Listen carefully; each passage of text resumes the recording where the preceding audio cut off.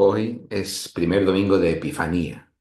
Celebramos el bautismo de Jesús por Juan el Bautista. Se trata de un extenso y elaborado pasaje cargado de significado teológico y narrativo.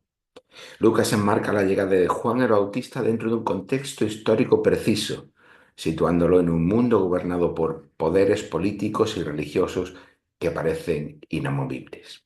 Sin embargo, en medio de esta estructura surge una voz en el desierto que anuncia un cambio radical. La verdad del Evangelio no es una historieta o un pasatiempo para los domingos por la mañana. La verdad del Evangelio se dilucida en medio de la historia humana, allí donde los poderes humanos pugnan por su supremacía. En Roma gobierna el segundo emperador romano, Tiberio, que había ascendido al trono tras la muerte de Augusto. En Judea seguía gobernando Poncio Pilato. En Galilea lo hacía Herodes Antipas, uno de los hijos de Herodes el Grande. Y junto a estos poderes está el poder de los sumos sacerdotes. Pero esto no es una muestra del poder religioso junto al poder político, porque el poder político de la Judea y Galilea de la época romana no estaba completo sin los sumos sacerdotes judíos, que eran un actor político más dentro de esta escena. Eran grandes terratenientes, aliados y beneficiarios del poder de Roma. Lo que esto significa es mucho más que una simple contextualización histórica, sino un mensaje de que la verdad del Evangelio es un desafío a los poderes gobernantes y al sistema social imperante. Desde el principio de su Evangelio, Lucas nos está presentando un hilo narrativo que compara a Juan el Bautista y a Jesús de Nazaret. En esta comparación, Juan el Bautista se le presenta como cualquiera de los profetas del Antiguo Testamento. De hecho, se dice de Juan que es el último profeta antes de la llegada del Mesías. Fijaos lo que dice el texto lucano. Vino palabra de Dios a Juan, hijo de Zacarías, en el desierto. Esto, como ya sabemos, es característico de todos los profetas en Israel. Una experiencia de la palabra que irrumpe en la vida de aquel que es llamado como profeta por Dios. Y como profeta, Juan fue predicando, nos dice Lucas, un bautismo de arrepentimiento para perdón de pecados. ¿Y qué significa este bautismo? ¿Qué significa este arrepentimiento? ¿Qué tiene que ver todo ello con Jesús? Quizás lo más fácil sea decir lo que no es este arrepentimiento para perdón de pecados. Este arrepentimiento no es una experiencia individual o subjetiva basada en emociones, ya sean alegrías o pesares. Este arrepentimiento tampoco es una decisión de un yo o de una voluntad individual. Yo decido decido convertirme, decido por Cristo, decido eh, seguir a Jesús. Este arrepentimiento tampoco es una conciencia de pecado, entendido esto como un fallos morales exclusivamente individuales. Por tanto, está claro que Juan no es un predicador ni un evangelista moderno, sino un profeta que anuncia las buenas noticias de Dios. El propio Lucas nos explica lo que implicaba este bautismo de Juan y su llamada al arrepentimiento para el perdón de los pecados. Pero en lugar de darnos una extensa explicación, lo que hace es citar las palabras de otro profeta, el profeta Isaías. Los lectores u oyentes judíos de Lucas ya sabían de lo que iban aquellas palabras sin necesidad de más explicaciones, pero para nosotros ya no es evidente. Y por eso tenemos que explicarlo. Isaías escribió que en el desierto se oía una voz que gritaba que hay que preparar un camino allanado y recto, sin curvas. Hoy diríamos una buena autopista, con un buen firme y con puentes para los barrancos, viaductos para atravesar las montañas. ¿Y para quién es esta autopista que hay que construir? Para la vuelta de la presencia de Dios entre su pueblo. Un Dios que viene a su pueblo como rey, un rey poderoso, que se caracteriza como pastor. Todo esto es de lo que nos está hablando el capítulo 40 del libro de Isaías. La figura del pastor no es una figura bucólica, nostálgica del mundo rural. La figura del pastor era una manera de referirse a los reyes en la cultura mesopotámica. Decir que Dios es un pastor es decir que Dios es rey. Por tanto, el reinar de Dios se convierte también en un desafío a cualesquiera otros reinos. ¿Qué nos dice Lucas? Que Juan es esta voz que oía Isaías, que anuncia la llegada de Dios a su pueblo como rey. ¿Pero por qué en el desierto? Lucas ya nos ha dicho que Juan estaba en las orillas del río Jordán donde bautizaba. Cuando el pueblo de Israel fue liberado de la esclavitud de Egipto, tuvo un peregrinaje por el desierto y tras cruzar el río Jordán, entró a la tierra prometida.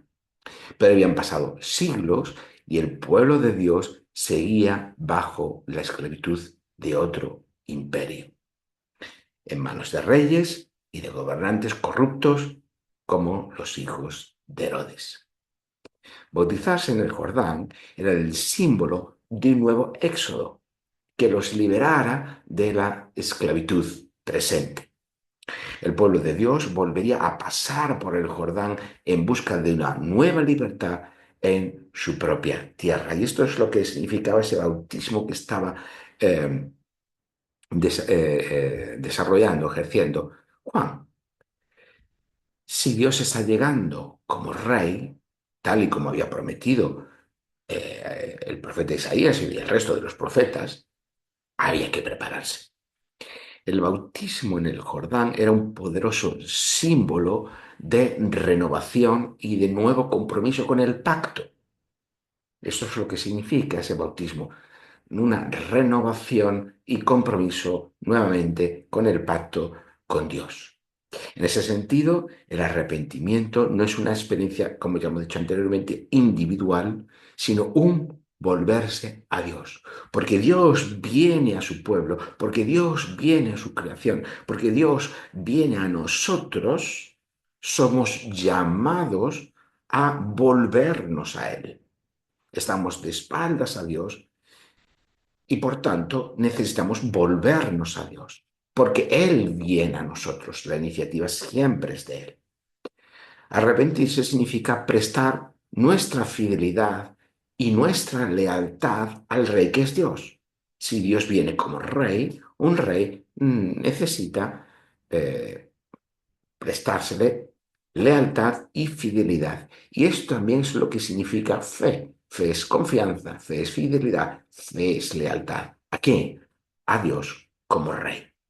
Significa también que somos pésimos reyes para nuestra propia vida y para el mundo, y que necesitamos un rey que traiga libertad a nuestra vida. Arrepentirse es dejar a Dios ser el rey de nuestra vida y no prestar ninguna adhesión absoluta a ningún rey que no sea Dios mismo. Convertirnos entonces significa iniciarnos por primera vez en este reinar de Dios o en el reino de Dios. Pero ¿esto qué significa en el día a día de nuestra vida? Y esa es la pregunta que la gente le hacía a Juan cuando lo escuchaba. Nos lo dice el capítulo 3, versículo 10. Si Dios viene a reinar, el mundo no puede seguir igual como siempre. Juan les dice que cada uno debe compartir aquello que tiene. Si tienes 2 túnicas, da una. Si tienes que comer, reparte al que no tiene. Aquellos publicanos que cobraban los impuestos para Roma no debían cobrar más de lo que estaba estipulado, al igual que los soldados del imperio que no debían usar su posición para hacer mal y aprovecharse de nadie. Anticipar el reino de Dios es contribuir a que el mundo sea mejor en términos de amor, de fe, de esperanza, de justicia, de verdad, de belleza y de bondad. Así que debemos discernir en cada momento cuál debe ser nuestra participación en la transformación de Dios en el mundo. Dios ejerce su realeza por medio del Mesías, del rey ungido, que actúa bajo la soberanía de Dios. Así que la pregunta es, ¿quién será este Mesías? ¿A quiénes se preguntaban? Mejor dicho, había quienes se preguntaban si no sería Juan. Juan lo niega. Él es únicamente esa voz oída en el desierto que anuncia la llegada de Dios Rey. ¿Será entonces Herodes Antipas o su hermano Felipe el verdadero rey Mesías? Menos aún, si no lo es Juan, menos van a ser ellos. Y la predicación de Juan precisamente pone de manifiesto todas las maldades de Herodes y por tanto descalificándole como rey de Israel, como Mesías. Incluso el historiador judío Flavio Josefo hace referencia a Juan el Bautista y su conflicto con Herodes y nos dice lo siguiente. Herodes se llenó de temor de que el éxito que Juan tenía con el pueblo pudiera desembocar en una insurrección. Porque parecía que si el predicador decía solo una palabra, la gente estaba dispuesta a llegar a cualquier extremo. Por eso, antes de que Juan pudiera provocar un incidente, Herodes consideró prudente anticiparse a los acontecimientos, encarcelando al predicador y haciéndole desaparecer antes que esperar a que se produjese un levantamiento. Se crease una situación difícil para él y después tuviera que arrepentirse. Y para evitar ese levantamiento, como resultado de esas sospechas de Herodes, sigue diciendo Flavio Josefo, Juan fue apresado, trasladado a Maqueronte y allí fue asesinado.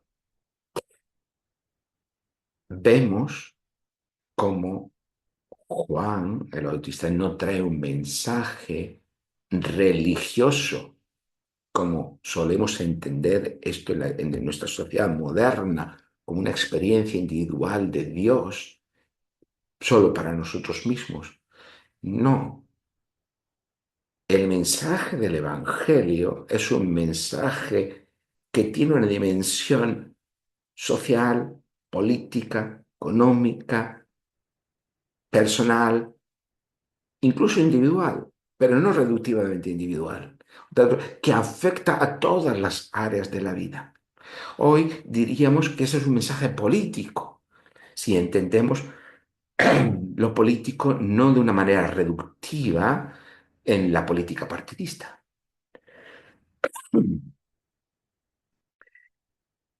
Lo mismo hace Lucas en su relato y nos cuenta esto mismo. Ni Juan ni Herodes son el rey ungido por Dios. ¿Quién lo será entonces? En este contexto, Lucas nos habla de que Jesús vino a ser bautizado por Juan en el Jordán.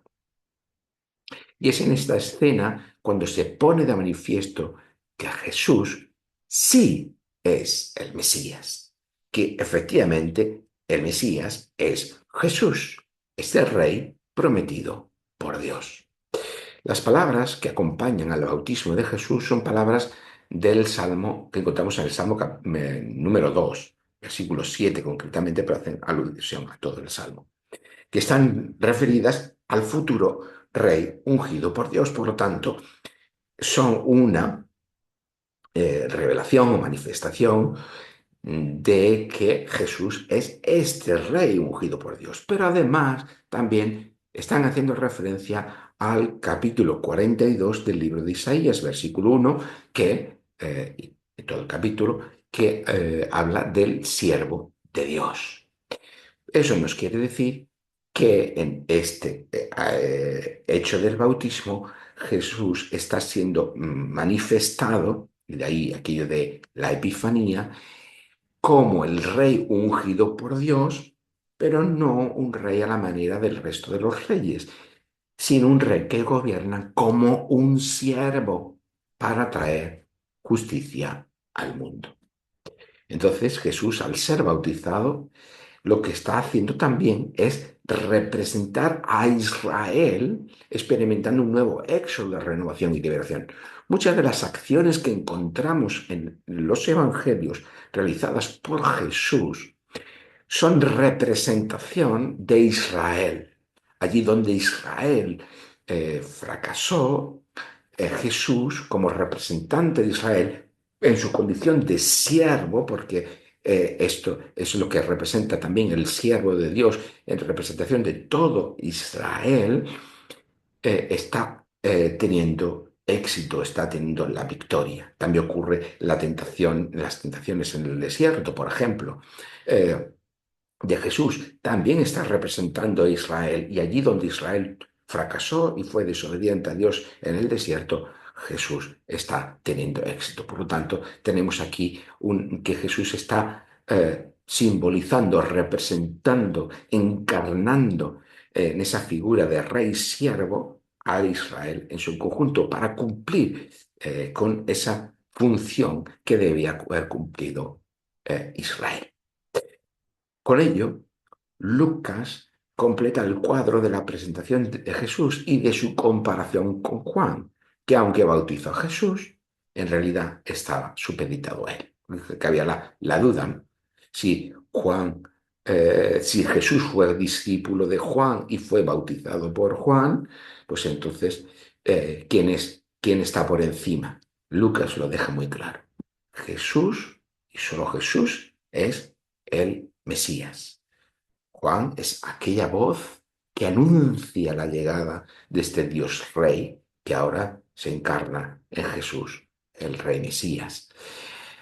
Y ninguno de los otros reyes, ya sea Tiberio, ya sea Herodes Antipas, ya sea Felipe, ya sea cualquier otro gobernante, está cualificado como el Rey.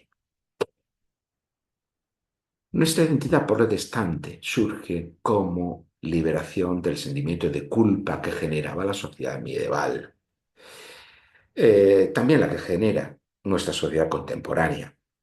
Y por ello, el énfasis protestante es el énfasis de la gracia y de la fe, el amor y la misericordia con que Dios nos trata y el vínculo que tenemos con Dios por medio de la fe. Sin embargo, a esto a veces se ha malinterpretado en nuestras propias tradiciones protestantes como un quietismo. Bueno, confío tengo fe y no necesito hacer nada más. Eso ha sido una deformación porque en el espíritu protestante, digámoslo de esta forma, eh, esta liberación del sentimiento de culpa derivó de una libre participación en el mundo. Y de ahí surge la comprensión protestante del trabajo bien hecho. En la cultura protestante hay una noción del trabajo, un trabajo entendido de forma positiva, porque es un ejercicio de la actuación en el mundo una vez que hemos sido liberados de la culpa. Y esto, esa liberación de la culpa se recibe por medio de la fe. Por lo tanto, la fe nos libera para actuar. Eh,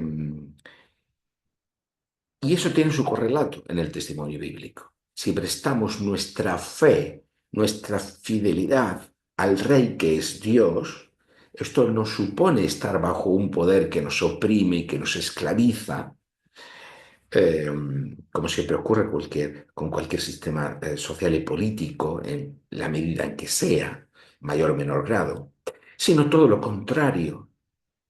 Estar bajo la soberanía de Dios nos libera. Igual que la justificación por gracia, por la fe, en ese sentido protestante, nos libera del un sentimiento de culpa y por tanto toda esa fuerza, energía vital, vamos a decirlo de esa forma, la podemos encauzar para nuestra actuación en el mundo.